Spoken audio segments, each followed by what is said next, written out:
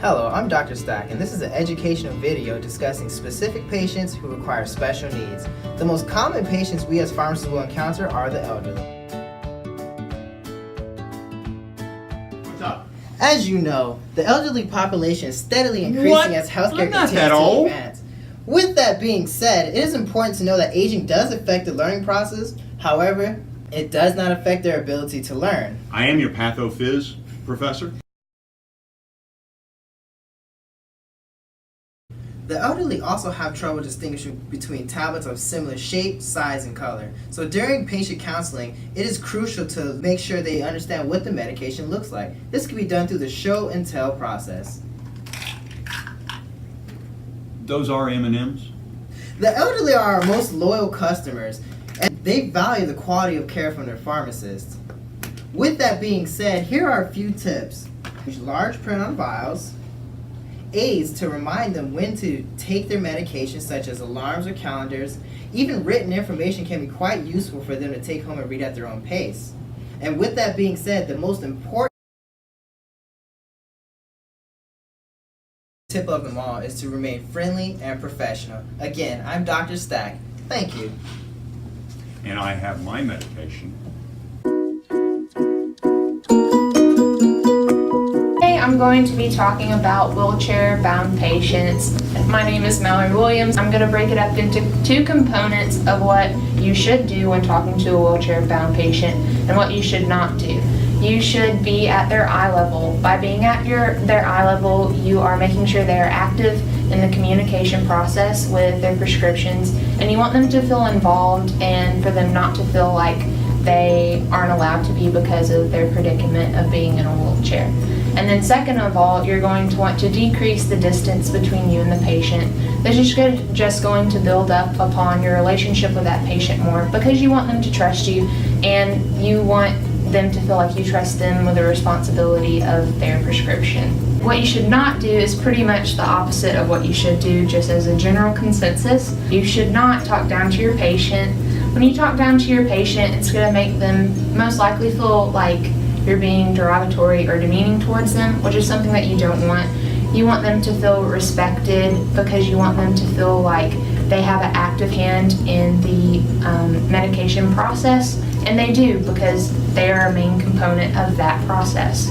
And then the second thing that you do not want to do is increase the distance. By increasing the distance, you're decreasing the relationship that you're building, and it's important to have a strong foundational relationship, because it's going to make the patient again feel involved. So ultimately, in conclusion of the what to do and not to do, you just want to keep in mind the golden rule, which is to treat everyone the way you want to be treated. Christian, I have your Fiora set ready. I can move you over there if you'd like, and we can discuss your medication. Of course. All right.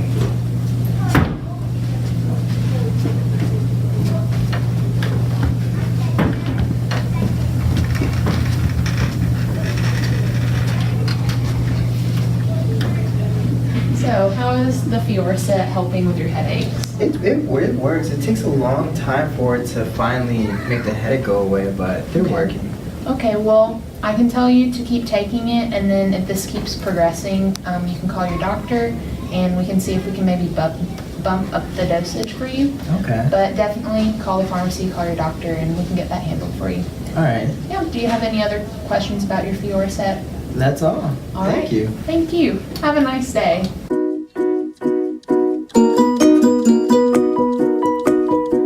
Good afternoon, my name is Rachel. Today I'm going to talk with you about how to counsel patients who are visually impaired.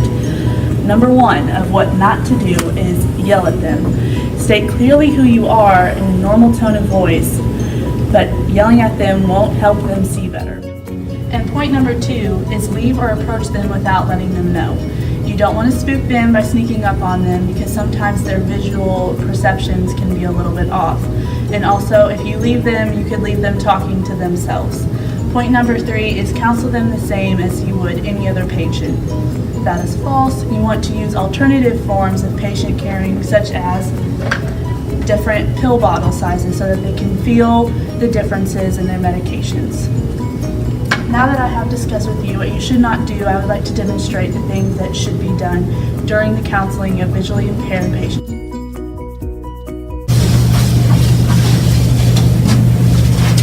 Good afternoon. Good afternoon to you too. How are you doing today? Good. That's good. What are you here for? Some refills, I believe. Okay, what's the name? Patrick.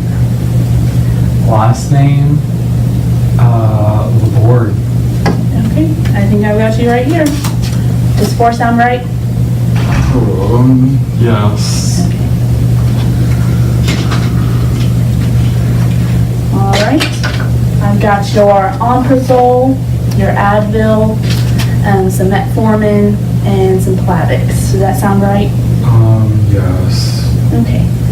No, well, maybe. I need to feel them. Oh yeah, that'd be perfect. Okay, here Okay. they are. Can you tell me which one that is? I believe this Omeprazole? Yes, that's correct. Okay. Oh, this the Advil. Okay. And then this? Oh, the Plavix. Right. This one's a newer medication. I'm not really sure which one this one is. Okay, this one is your metformin. Do you remember what your doctor told you about this medication? Honestly, no.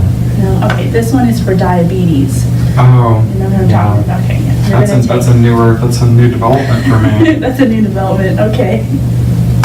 I've only Me had too. this one for a little while. The I've had it for metformin. about 2 months, so I'm not really sure like the difference just between the bottles for this one. So this one's my bigger bottle, correct? Yes, this one is your bigger bottle with the wider lid Right, for the easy open for access. the easy open access. Gotcha, okay. Good. All right, can you tell me what you use your Omeprazole for? This one? Yes, Yes. This one is for my heartburn, right? that's absolutely correct. Can you tell me what you use your Advil for? Oh, that's for those wild headaches. I just get those just pretty much every day at this point. Is it working for you pretty well? I mean, I guess. Yes, how many are you taking? Well, 5. Okay. Hey guys, I'm Patrick Laborde. I'm the pharmacist, and I'm here to talk to you about what not to do whenever you are counseling a patient that has a cognitive disability, such as Alzheimer's or dementia. First and foremost, you cannot be repetitive. However, you need to be prepared to repeat yourself either orally or write it down.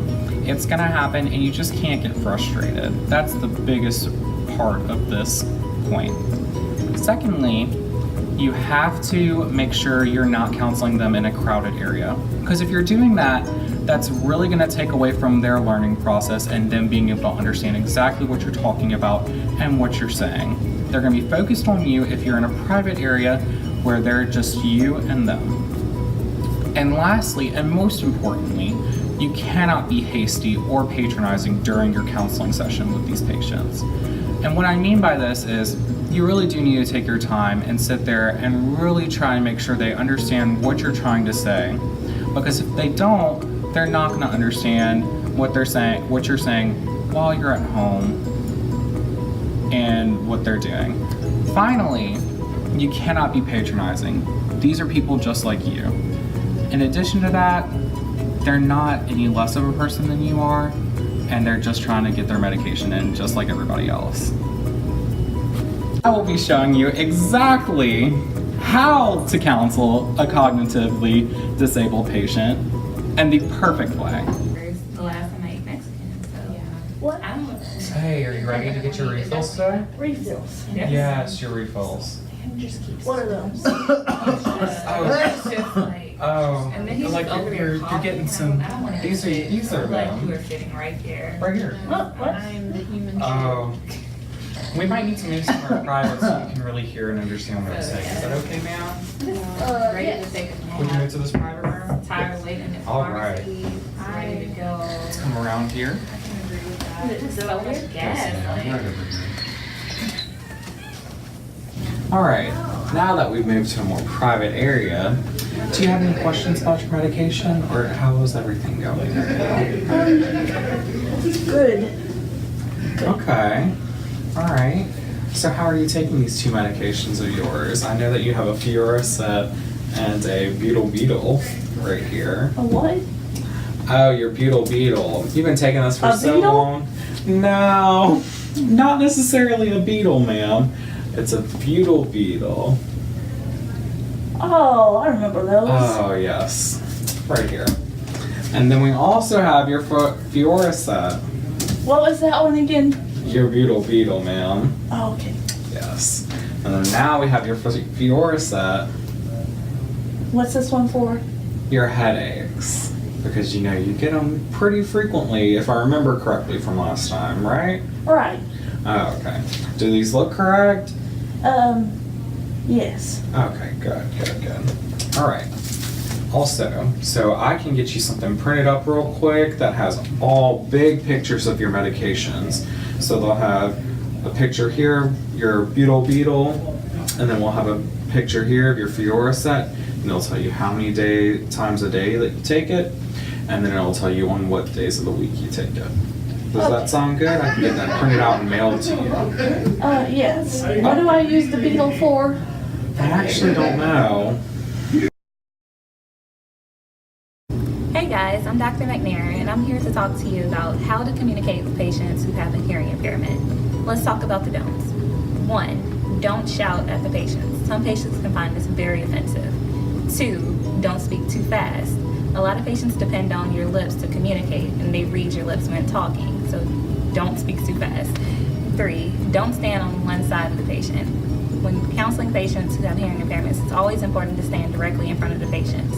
So now that I've talked to you about what not to do, let me demonstrate how to communicate with a patient who has a hearing impairment. Good afternoon. Good afternoon, I'm Dr. McNair. How can I help you? I'm here to pick up my prescription. Okay.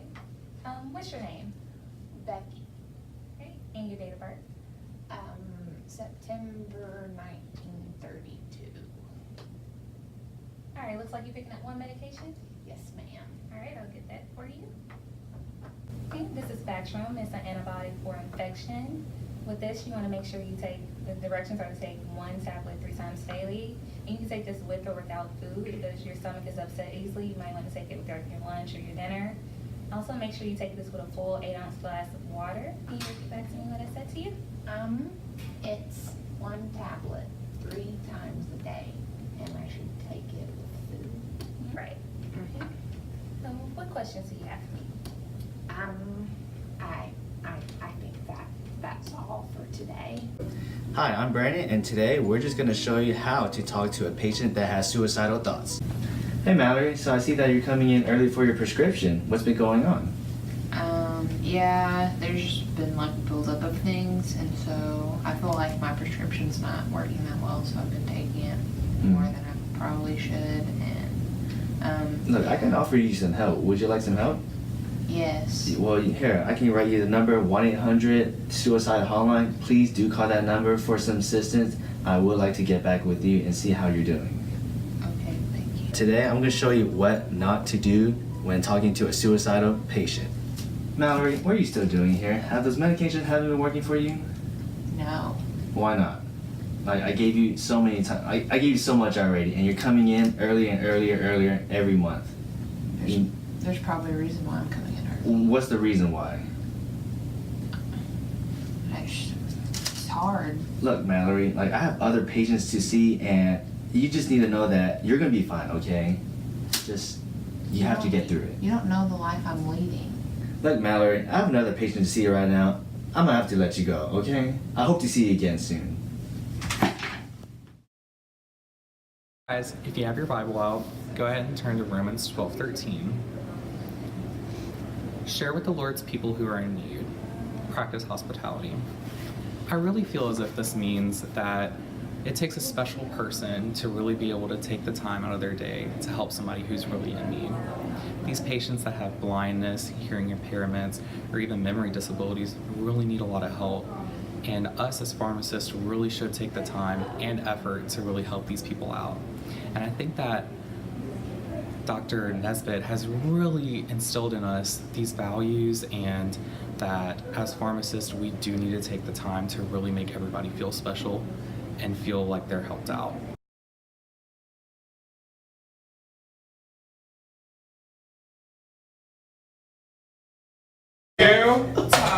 All in the wrong parts. Yeah. Pearson. Alright, can you tell me what you use your omeprazole for? Yes. This is for my GERD, correct? Yeah, for your heartburn. Gotcha. That's absolutely correct. Mm-hmm. This can usually be a 5th to a 7th grade level. You know, So right now we are gonna take a walk and hey Mallory, so I see that you're coming in early for You might not know me yet. My name is Mallory Williams. This light coat says that I'm Rachel. That's false. I'm just borrowing it for the day. So Okay, so I've known a few patients in wheelchairs, and one thing that I can tell you with absolute confidence, don't call them wheels, whatever you do.